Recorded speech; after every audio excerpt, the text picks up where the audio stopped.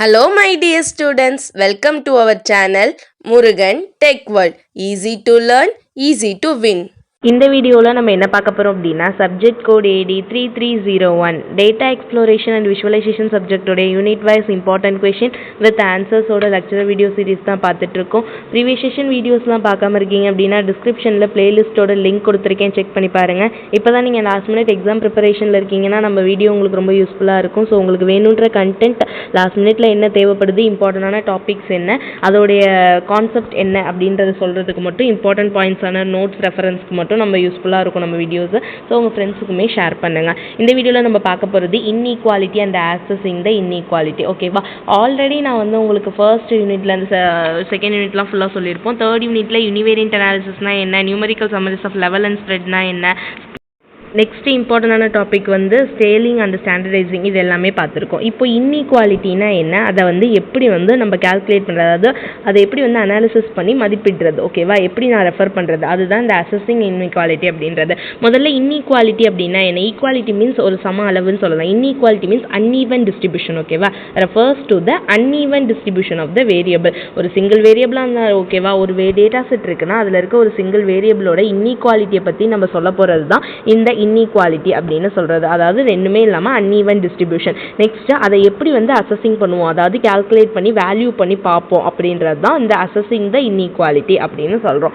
ஓகேவா, ரொம்பவே easy one தான். இது எதுக்கு ஹெல்ப்பாக இருக்கும் அப்படின்னா, எவ்வளோ வேல்யூ நம்ம வேரியபிளில் ஸ்ப்ரெட் அவுட் ஆயிருக்கு, தென் ஹைலைட்ஸ் எதெல்லாம் ஹைலைட் பண்ணி காட்டலாம், எப்படி நம்ம டிஸ்பர்ஷன் நடந்திருக்கு, அப்சர்வேஷன் எப்படி இருக்குது, இதெல்லாம் சொல்லிக்கிறதுக்கு இந்த இன்இக்வாலிட்டி ரொம்பவே யூஸ்ஃபுல்லாக இருக்கும். ஸோ எப்படியெல்லாம் அண்டர்ஸ்டாண்ட் பண்ணலாம் இந்த இன்இக்வாலிட்டி அப்படின்னா, டிஃப்ரெண்ட் ஃபார்மில் பண்ணலாம், டிஃப்ரெண்ட் டைப் ஆஃப் டேட்டாவில். அதில் டைப் ஆஃப் இன்இக்வாலிட்டி என்னெல்லாம் இருக்குன்னு பார்த்தீங்கன்னா, எக்கனாமிக் இன்இக்வாலிட்டி இருக்குது, சோஷியல் இன்இக்வாலிட்டி இருக்குது, இன்இக்வாலிட்டி இருக்குது, பொலிட்டிக்கல் இன்இக்வாலிட்டி இருக்குது, என்விரான்மெண்டல் இன்இக்வாலிட்டி இருக்குது. ஃபர்ஸ்ட் எக்கனாமிக் இன்இக்வாலிட்டி அப்படின்னா என்ன, uneven distribution of wealth and income. நம்ம கிட்ட இருக்க ஒரு ஃபினான்ஷியல் சோர்ஸ் யூஸ் பண்ணி நம்ம கிட்ட இருக்க நம்மளுடைய வெல்த் எவ்வளோ இருக்குது, நம்மகிட்ட சொத்தெல்லாம் எவ்வளோ இருக்குது, இன்கம் நமக்கு எவ்வளோ வருது, நம்ம கிட்ட இருக்க ஃபினான்ஷியல் ஸ்டேட்டஸ் என்ன, இதில் இன்இக்வாலிட்டி இருக்கிறது. ஒருத்தர் பேஸ் பண்ணி இப்போ என்ன மாதிரியே நீங்கள் இருக்க மாட்டீங்க, உங்களை மாதிரியே நான் இருக்க மாட்டேன், என்ன மாதிரியே மற்றவங்க இருக்க மாட்டாங்க, இந்த மாதிரி ஒவ்வொருத்தருக்கு இடையில இருக்க அந்த டிஃபரன்ஷியேஷனை பற்றி சொல்கிறது தான் இந்த இன்இக்வாலிட்டின்றது.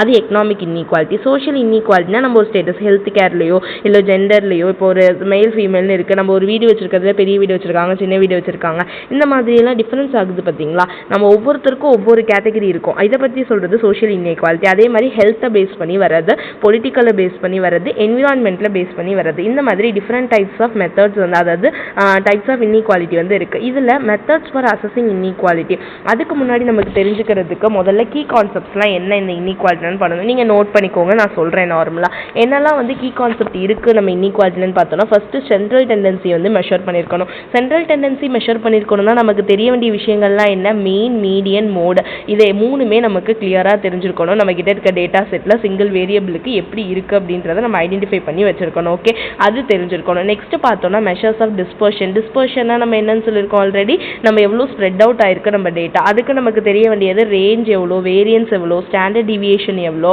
ஓகேங்களா, இன்டர் குவாலிட்டியல் ரேஞ்ச் எவ்வளோ, இது எல்லாத்தையுமே நம்ம கரெக்டாக நோட் பண்ணி வச்சிருக்கணும். ஓகே, தேர்ட் ஒன் பார்த்தோம் அப்படின்னா ஸ்கியூனஸ். ஸ்கியூனஸ் என்ன பண்ணும், நம்ம அசிமெட்ரி ஆஃப் டிஸ்ட்ரிபியூஷன், நம்ம டேட்டா இருக்குது அப்படின்னா அது அசிமெட்ரி பண்ணியிருக்கணும். ஓகேவா, அசிமெட்ரி மீன்ஸ் கரெக்டாக பிரிக்காமல் இருக்கிறது. அதில் அதிகமானது ரைட் சைடு இருந்தால் அதுக்கு பேர் பாசிட்டிவ் ஸ்கியூ, அதிகமானது லெஃப்ட் சைடு இருந்தால் நெகட்டிவ் ஸ்கியூ அப்படின்னு சொல்லுவோம். அடுத்து ஃபைனலாக பார்த்தோம்னா குர்டோசிஸ். குர்டோசிஸ் எதுக்கு அப்படின்னா எவ்வளோ டிஸ்போஷன் நடந்திருக்கு நான் கண்டுபிடிக்கிறதுக்கு. அதுக்கு ரெண்டு இருக்குது, லெப்டோகுர்டோசிஸ், பாலிட்டோகுர்டோசிஸ்னு சொல்லுவோம்.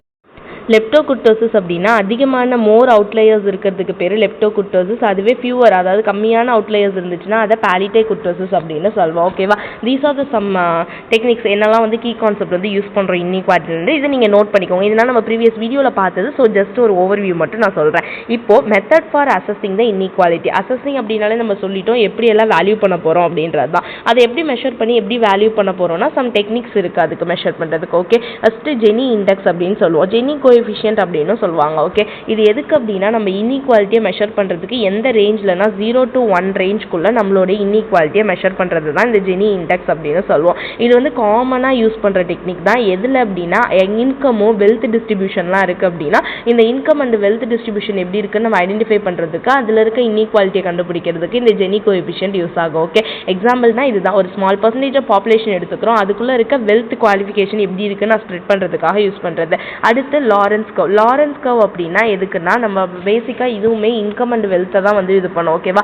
ஆனால் என்ன பண்ணும் அப்படின்னா கிராஃபிக்கல் ரெப்ரசன்டேஷன் விஷுவலாக நமக்கு வந்து எப்படி இருக்குன்னு சொல்லி நான் கிராஃபிக்கல் ஃபார்மேட்டில் என்னோட டேட்டா டிஸ்ட்ரிபியூஷன் எந்த அளவுக்கு இருக்குன்னு சொல்லி அதோட ப்ரொபோசிஷன்லாம் நான் சொல்கிறது தான் வந்து லாரன்ஸ் கர்வ் அப்படின்னு சொல்லுவோம். So graphical representation of the distribution of income and wealth. இது என்ன பண்ணும் அப்படின்னா நம்ம கிட்ட இருக்க total proportion of total income இருக்கும் பார்த்தீங்களா, எவ்வளோ நம்ம ஏர்ன் பண்ணியிருக்கோம் அதில் குமுலேட்டிவ் பர்சன்டேஜ் எவ்வளோ அப்படின்றதையும் நமக்கு சொல்கிறதுக்கு இந்த லாரன்ஸ் கர்வ் ரொம்பவே யூஸ்ஃபுல்லாக இருக்குது. ஓகே, அதுதான் நம்ம இங்கே கொடுத்துருக்கோம். Next Thiel index. Thiel index அப்படின்றது என்ட்ரோபி பேஸ்டு. நம்ம நார்மலாக தெரியும்ல என்ட்ரோபி மெஷர் பண்ணுறோன்னா அந்த என்ட்ரோபி பேஸ்டு நம்ம சொல்ல போகிறது இந்த தீல் இண்டெக்ஸ் அப்படின்றது. அடுத்து அட்கின்சன் இண்டெக்ஸ். அட்கின்னஸ் இண்டெக்ஸ் அப்படின்னா எதுக்காக யூஸ் பண்ணணும்னா இதுவுமே இன்கமில் சொல்கிறது தான்.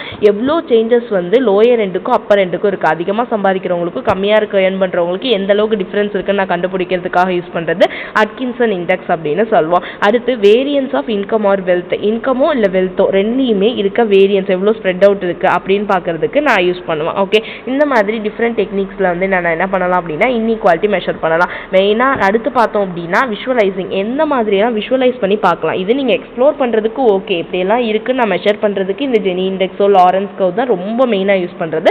அது இல்லாமல் யூஸ் பண்ணுறது தான் இந்த Theil index, Atkinson index, variance of income or wealth. Okay, இதை நான் வந்து அனாலிசிஸ் பண்ணுறதுக்கு வச்சுக்கிட்டேன். சரி, இதை எப்படி நான் விஷுவலைஸ் பண்ணி பார்க்க போகிறேன், எப்படி இந்த இன்இக்வாலிட்டியை நான் கிராஃபிக்கல் ரெப்ரசன்டேஷனில் நான் பார்க்கறதுனா லாரன்ஸ் கர்வ் தான். ஓகேவா? ஃபஸ்ட்டு விஷுவலைஸ் டெக்னிக் வந்து லாரன்ஸ் கர்வ் தான். நம்ம கர்வ் யூஸ் பண்ணி எந்த அளவுக்கு பார்க்குறோன்றது. நெக்ஸ்ட் பார் சார்ட் யூஸ் பண்ணி நம்ம என்ன பண்ணலாம்னா டிஸ்ட்ரிபியூஷனை கம்பேர் பண்ணி பார்க்கலாம். நெக்ஸ்ட் பார்த்தோம் அப்படின்னா பாக்ஸ் பிளாட். பாக்ஸ் பிளாட் வந்து என்ன பண்ணும் அப்படின்னா இன்டர்குவாலிட்டி ரேஞ்ச் எவ்வளோ, மீடியன் எவ்வளோன்றதை மென்ஷன் பண்ணியிருந்தோம் அப்படின்னா அதை வச்சு பேஸ் பண்ணி நம்ம டிஃபரன்ஷியேட் பண்ணி விஷுவலைஸ் டேட்டா பார்க்கறதுக்கு இந்த பாக்ஸ் பிளாட் ரொம்பவே யூஸ்ஃபுல்லாக இருக்கும். ஃபைனலாக heat map, density plot use பண்ணி நம்மளால் பார்க்க முடியும். ஸ்டாக்டு பார் சார்ட்டும் நம்ம யூஸ் பண்ணலாம். இந்த மாதிரி டிஃப்ரெண்ட் டெக்னிக்ஸில் நம்ம என்ன பண்ண முடியும் அப்படின்னா இன்இக்வாலிட்டி எவ்வளோக்கு இருக்குது அப்படின்னு நான் ஈஸியாக ஆக்சஸ் பண்ணி என்னால் சொல்ல முடியும். ஓகேவா? ஸோ இவ்வளோ தான் நமக்கு டேட்டா எக்ஸ்ப்ளோரேஷன் விஷுவலைசேஷனில் ஆக்சஸிங் இன்இக்வாலிட்டி அப்படின்னு சொல்கிறது.